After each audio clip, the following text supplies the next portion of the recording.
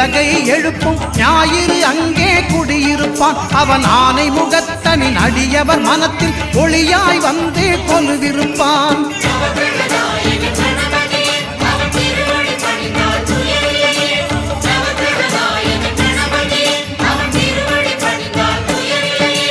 ஒன்பது கோளும் ஒன்றாய் காண